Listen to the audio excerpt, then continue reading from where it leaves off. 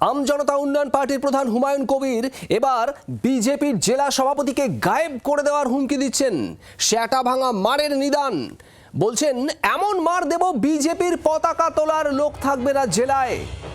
রেজিনগরের কাশীপুর থেকে হুমকি বিধায়ক হুমায়ুন কবিরের।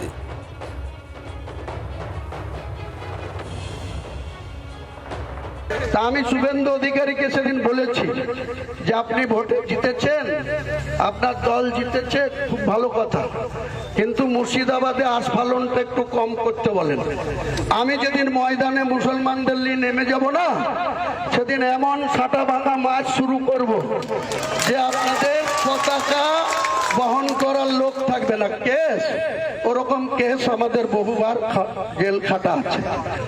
লাখ লাখ লোককে রাস্তায় নিয়ে নামাবো আর সাটা ভাঙা মাছ দেবো আর জেলে যাব।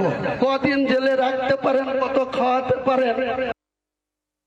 সোমা মাইতি আমাদের প্রতিনিধি রয়েছেন। সোমা, এরকম হুঁশিয়ারি বিস্ফোরক মন্তব্য একাধিক করেছেন হুমায়ুন কবির আগে, কিন্তু এবার একেবারে মুখ্যমন্ত্রী শুভেন্দু অধিকারীর নাম করে হুঁশিয়ারি।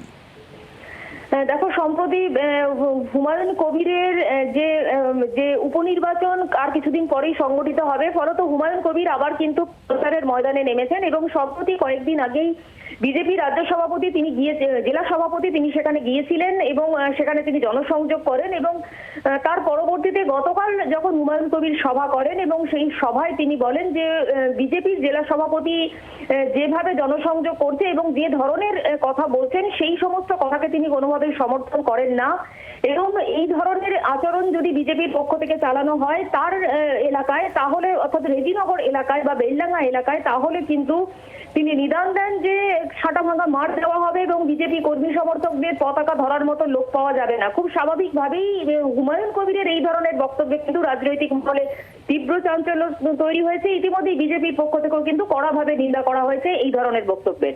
সোমার সঙ্গে থাকো, আমি আরো একটু শোনাবো হুমায়ুন কবিরের বক্তব্য, যেখানে তিনি বলছেন যে পুলিশ সুপার, মুখ্যমন্ত্রী কাউকেই তিনি পরোয়া করেন না। কি বলেছেন শুনুন।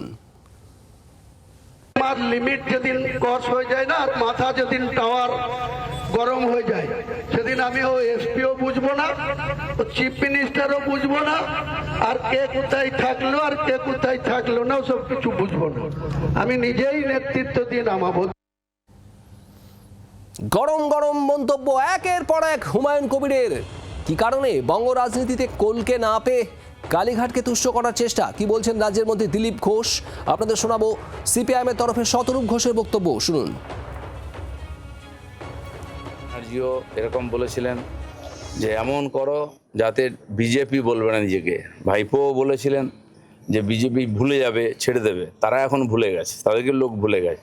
তো এসব ডায়লগ মেরে হয়তো একটুখানি পপুলারিটি পাওয়া যায়, এটা বেশি দিন পশ্চিমবাংলায় চলবে না, কারণ সরকারটা পাল্টে গেছে।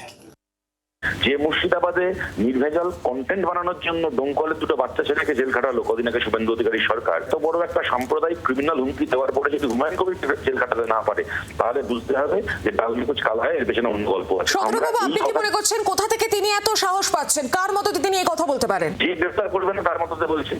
এটাকে মমতা বন্দ্যোপাধ্যায় গ্রেফতার করেননি, প্রমাণিত হয়েছিল যে মমতার মততে বলেছিলেন। আজকে যদি শুভেন্দু অধিকারী গ্রেফতার করেন, তাহলে আমরা ধরে নেবো যে শুভেন্দু অধিকারী বা বিজেপি এর সঙ্গে যুক্ত নয়। আর যদি শুভেন্দু অধিকারী এত বড় অপরাধ করার পরে হুমায়ুন কবিরকে গ্রেফতার না করে ওদের সরকার, তাহলে বুঝতে হবে যে হুমায়ুন কবির এই ধরনের কথা বললে বিজেপির সুবিধা, কারণ এই কথাগুলোকে দেখিয়ে হিন্দু ভোটকে আবার পোলারাইজ করা যাবে যে সমস্ত হিন্দু, দেখো মুসলমানরা বড্ড বাড়ে বেড়েছে, তাই সব হিন্দু বিজেপিকে ভোট দাও, এই রাজনীতি চালিয়ে যাওয়া যাবে। শুভেন্দু অধিকারী প্রমাণ করুন হুমায়ুন কবিরকে গ্রেফতার করে যে ওনার সঙ্গে হুমায়ুন কবিরের কোনো যোগাযোগ নেই।